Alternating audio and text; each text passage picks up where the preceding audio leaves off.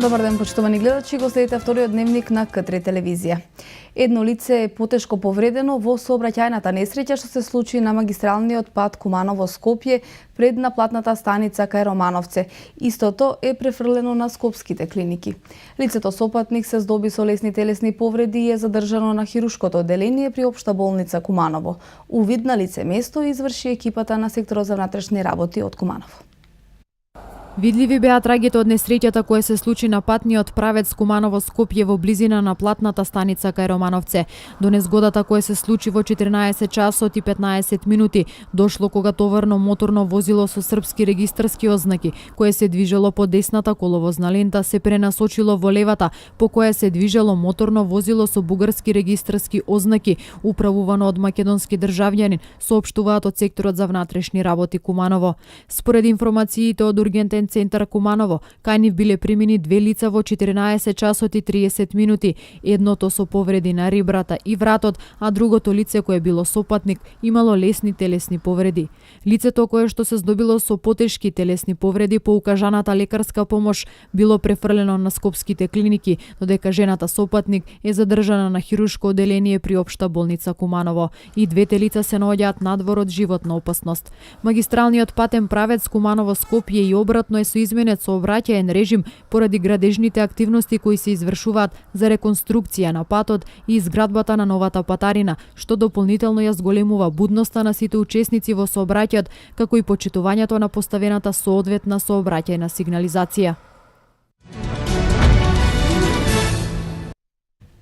Подготовките за рок фестивалот Joyfest во Крива Паланка финишираат. Утре вечер во 19 часот ќе започне петиот јубилеен настан. На плоштадот Крапушово востание ќе настапат локалните рок бендови Машина, Стоп и РГБ, а главни звезди се Ареа и Ван Гог. Фестивалот годинава е со хуманитарен карактер. Ќе се собираат донации за настраданите во поплавите од Скопје и Тетово. Колешката Ирена Белешковска разговараше со градоначалникот на Крива Паланка и ги пренесува најновите случувања поврзани со Joyfest. Петта година поред општина Крива Паланка го организира рок фестивалот Joyfest, фестивалот на радоста, на музиката, кој што сплотува многу генерации љубители на рок акордите во Крива Паланка, но и од регионот. Овој фестивал отпочна да се организира во 2012 година, а од тогаш до сега овде продефилираа бројни звучни имиња од рок естрадата од Балканот и Македонија. Фестивалот на почетокот имаше традиција да вклучи и локални бендови, така што и годинава по повод мини јубилеот ќе биде задржана таа традиција. По тој повод разговарам со градоначалникот на општина Крива Паланка, господинот Арсенчо Алексовски, кој што ќе ни даде одредени детали, информации за организацијата на фестивалот, кој што веќе утре се одржува 20 август. Господине градоначалник, ви благодарам што се одзвавте на нашата покана, иако финалните подготовки веќе активно се во тек. Еве како што кажавте, значи пета година поред, односно може да кажеме еден мал јубилеј имаме, пето издание на Joyfest, и што е интересно оваа година, значи како што и секоја година правиме, на почетокот ќе бидат локални бендови од Крива Паланка, потоа ќе ни гостува Ареа и на крај ќе биде Ван Гог, а потоа значи останува диџеј Гоце да ги забавува публиката до раните утрински часови. Значи ќе имаме еден целовечерен концерт и сметам дека сите оние кои ќе дојдат во Крива Паланка ќе бидат задоволни и ќе се поминат убаво. Во контекст на целата оваа работа, значи би сакал да кажам дека еве Крива Паланка сочувствува со поплавените од Скопје и од Тетово, и за таа цел сите оние кои ќе дојдат ќе бидат оставени на својот хуманитарен инстинкт. Во соработка со Црвениот крст ќе бидат поставени кутии за донирање и тука фактички билетот на гледачите ќе биде донација за поплавените од Скопје и од Тетово. Кутиите ќе бидат поставени на главната улица, значи пред главната бина, каде што сите граѓани ќе можат да го донираат својот билет за поплавените во овие два наши града. Сметам дека овој хуманитарен гест ќе најде на разбирање и на одзив кај граѓаните, значи до сега никогаш не се наплаќало и сега не се наплаќа, тоа ќе биде една донација која ќе може да ја приложат граѓаните за овие луѓе што се ги снајде ова несреќа. Началник, јас ви благодарам. Кога веќе споменавме, организацијскиот одбор неодамна одржа и пресконференција на која што уметничкиот директор Александар Михајловски ги соопшти деталите околу организацијата, а беа соопштени сите оние подготвителни, тековни, маркетиншки активности за промоција на фестивалот, за да може да се собере што повеќе публика која што, верувајте, и е заинтересирана. Доаѓаат низ годините бројни посетители од соседните општини на Крива Паланка, од источниот, североисточниот регион, но и од соседните држави, Бугарија и Србија. Предлагам тука да ги погледнеме изјавите. На наша голема радост и задоволство, значи во континуитет 5-та година поред се одржува. Подготовките одат нормално, нели, како што секоја година расте манифестацијата, така и подготовките одат се подобро. Има поголемо искуство. Слушнавме дека Крива Паланка веќе утре, почетокот на викендот кој што е пред нас, ќе биде неодминлива дестинација за сите љубители на рок музиката, предпоставувам, а јас овде би сакала да ја пренесам и накратко атмосферата за подготовките кои што и тоа како интензивно се одвиваат, бидејќи локалните бендови Машина, Стоп и РГБ, кои што премиерното издание на Joyfest на стапија на фестивалот се реунира и повторно се подготвуваат да настапат и да ги почестат љубителите на рок музиката од Крива Паланка со своите настапи. Да погледнеме како тие се подготвуваат. Што сме сфериле во различни формации, во различни групи во нашите тинеџерски и посттинеџерски години, и сега решивме пак да се собереме, да направиме нешто, и особено за убав јубилеј или 5 години Joyfest. Истата постава што тогаш била е и сега. Значи најдовме време да се малку и дружиме, пред се и тоа беше и мотивацијата, да има дружење не само меѓу нас, туку и со сите учесници, посебно со овие млади генерации што доаѓаат и нови сили во рок музиката, посебно паланечката сцена. Се надевам ќе уживаат, прекрасна е музиката, па ги очекуваме на Joyfest. Ви повикувам да бидете утре дел од големиот рок спектакл, 5-тото мини јубилејно издание на рок фестивалот Joyfest во Крива Паланка, бидејќи со вашето присуство ќе можете да донирате и за сите оние кои што настрадаа во поплавите од 6 август во регионот на Скопје и Тетово. Според информацијата од Управата за хидрометеоролошки работи, временските услови ќе овозможат стабилно земјоделско производство. Стабилното и суво време во изминатата седмица овозможи постепено санирање на последиците од невремето кај земјоделските култури во Скопскиот регион, особено на деловите каде оштетувањето не е целосно. Од Управата за хидрометеоролошки работи потенцираа дека во останатите делови од земјава претходните врнежи од дожд беа добре дојдени и има дозревање и берба на средностасните сорти на овошки, десертните сорти на гројза, како и берба на тутунот од средните инсерции. Според последните мерења на влажноста во почвата, влага има доволно, особено во подлабоките слоеви, за завршување на преостанатите процеси кај виновата лоза и овошките како многогодишни насади. Ова е период оптимален за жетва на пченката за силажа, која се наоѓа во фаза на восочна зрелост и добар развој на лисна маса, фактори неопходни за силажа со добар квалитет. Во наредната седмица очекуваните температури од 30 до 33 целзиусови степени со повремена облачност ќе придонесат за нормален развој на процесите за зрење кај гројзето и овошките, како изведување на земјоделските работи на терен, особено во градинарството. Ваквите временски услови ќе овозможат стабилно земјоделско производство.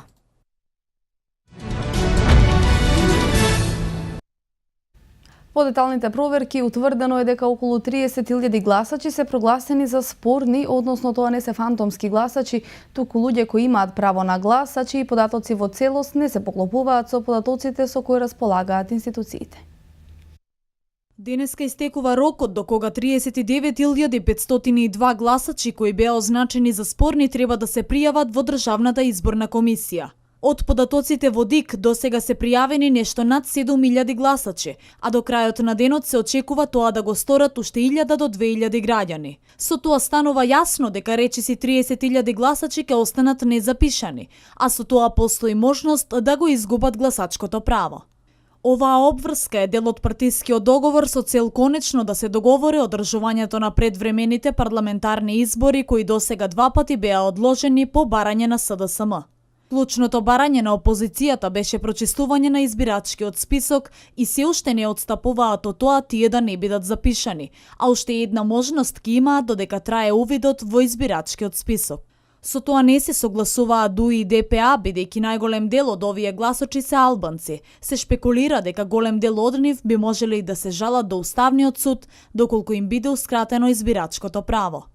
Доколку на 31 август Никола Груевски, Зоран Заев, Али Ахмети и Мендух Тачи оценат дека се исполнети условите, Македонија на 11 декември конечно ќе оди на предвремени парламентарни избори.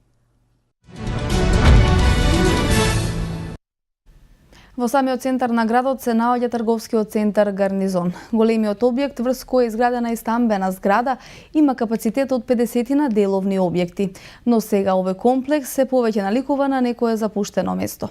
Објектот бил замислен како убав комерцијален центар кој ќе ги собере сите кумановци, меѓутоа проектот не ги дал очекуваните резултати. Некогаш во сопственост на војската во самиот центар на Куманово се наоѓа истоимениот трговски центар Гарнизон. Големиот објект врз кој изградена и стамбена зграда има капацитет од 50 на деловни објекти, но сега овој комплекс се повеќе наликува на некое запуштено место. Освен неколкуте отворени кафе барови и дуќани, сликата која денеска може да ја видиме се искршени продавници полни со ѓубре, смети, фекалии, а луѓето се движат по неисчистени ходници од кои се шири непријатна миризба. Местото било замислено како убав комерцијален центар кој ќе ги собере сите кумановци, меѓутоа проектот не ги дал очекуваните резултати. Зошто и кој дозволи да не се развие Гарнизон, прашуваат жителите и бараат титен спа за деловните простори и стамбената зграда. Сите овие ходници во локалитетот Гарнизон, кој е наменет како трговски центар, се узурпирани. Тоа не може, ако вие сте еден купувач, сакате да правите lure shopping, да идеш window shopping, да прошеташ, не можеш да влезеш од кафичи, лабиринти направиле и ги узурпирале, ги усвоиле, присвоиле. Ова не е правда. Ние не можеме да идеме ни у први спрат, ни у втори спрат, ни у трети спрат. Сите ходници се узурпирани и ходници на ова ѓубрештина секте се става, музика ечи нагоре. Незадоволство е тоа. Според кумановци, овој локалитет заслужува посебна грижа и внимание затоа што се наоѓа во строгиот центар на Куманово и доколку проработат по големиот број на дуќани, тоа ќе биде добро и за развивање на економската моќ на градот. Они и овие во дуќаните што работат треба да се очистат пред тоа вратата, да. Се знае за тоа, за ѓубрите има колку сакаш во градот. Не е чисто доволно и културата воопшто на општеството на ниво што не треба да е. Мислам дека чистота треба малку да обрне внимание на хигиената тука баш во овој дел, во центарот на градот. Според информациите кои ги добивме од архивата на градската библиотека Тане Георгиевски, Гарнизон започнува со реновирање во 1990 година во време на отежнати околности за комунално-стамбена изградба, а обезбедувањето со работа на градежните оперативи било прашање од животна важност. Објектот е изграден од страна на градежното предпријатие Козјак, располага со 4000 квадратни метри корисна површина деловен простор и 80 стана. Сега се уште останува прашањето дали овој комплекс со прекрасна местоположба некогаш ќе почне да функционира во современо уреден стамбено деловен објект, како што тоа го замислиле неговите градители. Сочувствувајќи со страдањата на жителите погодени од поплавите во Скопско Стајковци, фолк пејачот и естраден уметник Владко Алексовски лично им врачи дел од најпотребните намирници. Емпатијата е особина која човек од човека го разликува, а да се помогне и болката да се ублажи, тогаш кога некој страда, е доблест, а благослов за оној кој помошта ја прима. Познатиот естраден уметник од Крива Паланка Владко Алексовски деновиве действуваше токму така, човечки, обидувајќи се барем малку да им помогне на, како што рече, неговите сограѓани, бидејќи голем процент од населението во село Стајковци потекнува токму од Кривопаланечко или Ранковце. Детергенти, средства за лична хигиена, прехранбени продукти се само дел од средствата кои Алексовски ги достави лично од врата до врата кај најзагрозените и најпогодените во невремето. Тие ги кажуваа своите преживеалци и се заблагодарија на овој уште еден во низата хуманисти кои само иницијативно секојдневно ги посетуваат жителите и им пружаат несебична помош. Алексовски упатја апел примерот да го следат останатите колеги или соработници. Истакна дека на многу од овие луѓе им пеел на свадбените или други фамилиарни веселби. Бил со нив, рече, во најрадосните моменти, а токму поради тоа, како што истакна, не можел, а да не биде со нив и сега кога им е најтешко. Инаку кумановчани и паланчани исклучително сплотено действуваат во насока на пружање помош во Скопскиот регион.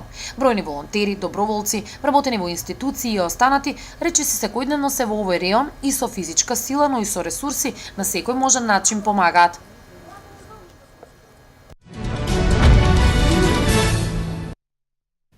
Во сабота 20 август на подрачјето на општина Куманово ќе се изврши трето авионско прскање против комарци. Во сабота на 20 август на подрачјето на општина Куманово ќе се изврши трето авионско прскање против комарци. Стои во соопштението на општина Куманово. Се известуваат пчеларите да преземат соодветни мерки за заштита на пчелите. Во случај да не се изврши авионско прскање поради неповолните временски услови, истото се одложува за наредниот ден. Прскањето против комарци ќе започне во раните утрински часови. Авионско прскање против комарци се врши 3 пати во текот на годината. Првото прскање против комарци беше спроведено на 4 јуни годинава, а второто прскање на 12 јули. Инаку, според информациите од надлежните од одделението за јавни набавки на општина Куманово за 2016 година од буџетот на општината за авионска дезинсекција против комарци, која се спроведува во 3 наврати и која освен прскање против комарци, вклучува и ларвицидно третирање, одвоени се 1.300.000 денари. Во понеделник и вторник пак предвидено е третирање на зелените јавни површини во градот како мерка во борба против крлежите. Цел на ваквиот третман е спречување на ширење на заразни болести. Сите третирани површини ќе бидат видно обележани. Не се препорачува подолг престој на третираните површини како за луѓе, така и за животни, особено во период непосредно по извршениот третман.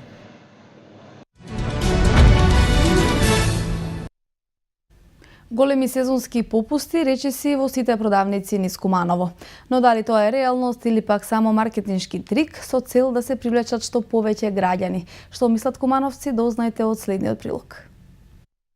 Сезонски попуст, големо намалување на цените, попуст од 10 до 50%, топ цени. Се само дел од плакатите кои деновиве можат да се видат по излозите речиси на секоја продавница во Куманово.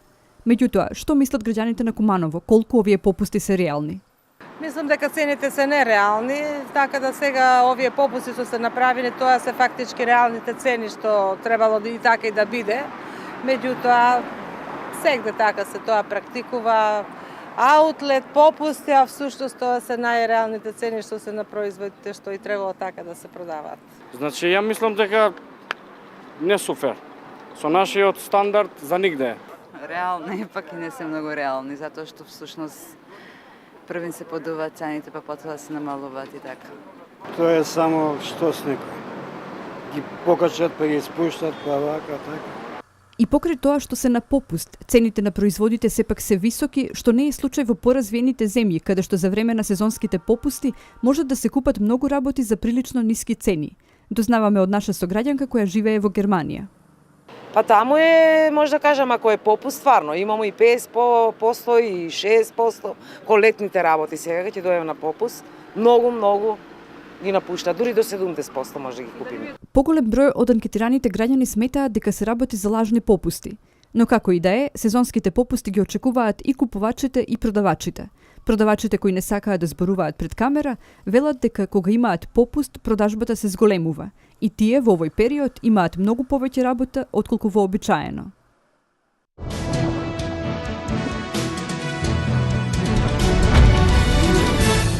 Силно невреме ја погоди западна Србија. Порошенко воведува воена состојба ќе се мобилизира украинската војска. Во куќа на џихадист пронајдени арсенал оружје и заклетва на ИСИЛ. Ова се вестите од светот за денеска. Силно невреме со обилни дождови вчера погоди неколку градови во западна Србија, а најмногу штета направило на подрачјето кај Косјерич и Пожега. Водата влегла во домовите на жителите, во подрумите, а и улиците се поплавени. Пожарникарите со пумпи ги празнат подрумите на најпогодените жители. Во речиси сите села на територијата на Косјерич се оштетени и локалните патишта, изјавил председателот на општината Косјерич Милан Стојанич. Силното невреме и обилните дождови вчера го погодиле и Ужица, кога ги поплавиле улиците во градот. Председателот на Украина Петро Порошенко изјави дека не ја исклучува можноста за воведување на воена состојба и извршување на мобилизација во земјата во случај на ескалација на ситуацијата во Донбас и на границата со Крим. Руската федерална служба за безбедност пред извесно време соопшти дека успешно е спречен голем терористички напад на Крим, а од руска страна изразија сомнеж дека нападот бил подготвуван од главната управа на разузнавачката служба на Украинското министерство за одбрана. Председателот на Украина ваквите обвинувања од руска страна ги нарече цинични и нареди итно распоредување на единици на украинската војска на самата граница со Крим. За жал, заострувањето на ситуацијата на истокот и на Крим не исклучува и можност во случај на продолжување на ескалацијата да бидеме приморани да воведеме воена состојба и да прогласиме мобилизација, изјави Порошенко. Во рускиот град Самара уапсен е маж кој е осомничен дека планирал терористички напад. Лицето идентификувано како 34 годишник од Азија е уапсен во специјална операција. За време на акцијата во куќата на осомничениот, полицијата пронашла калашникови, муниција, 5 ТНТ блокови со тежина од 1,8 кг и упатство за производство на импровизирана експлозивна направа. Полицијата пронашла и заклетва за верност кон водачот на Исламската држава со насоки за припадниците на терористичките групи, како и друг екстремистички материјал забранет во Русија. Осомничениот наводно признал дека планирал терористички напад.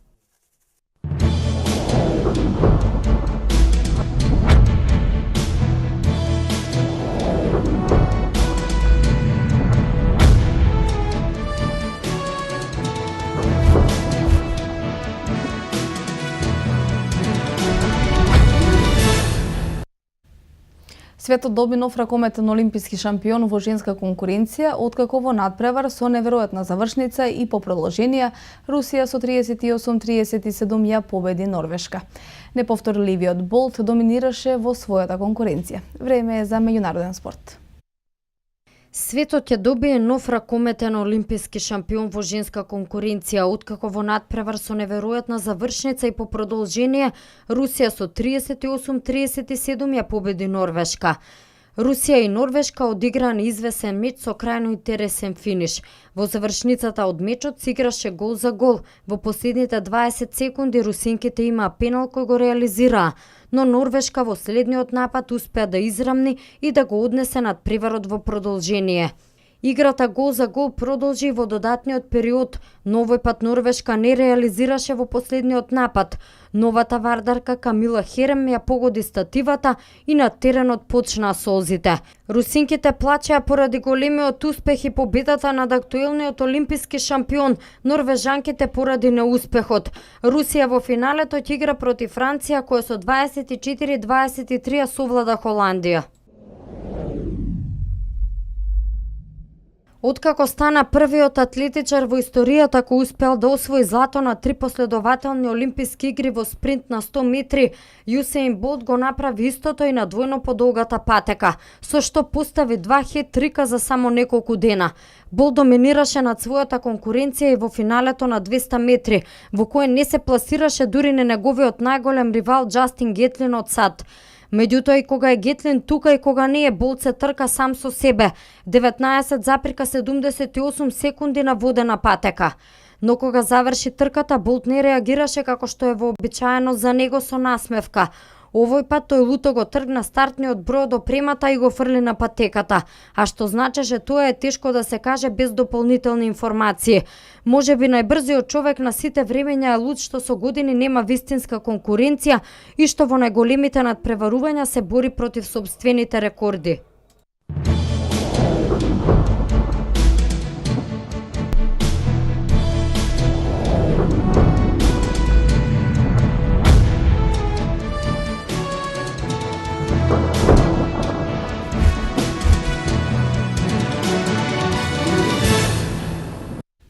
Пред да се одјавиме да проследиме и временската прогноза за североистокот.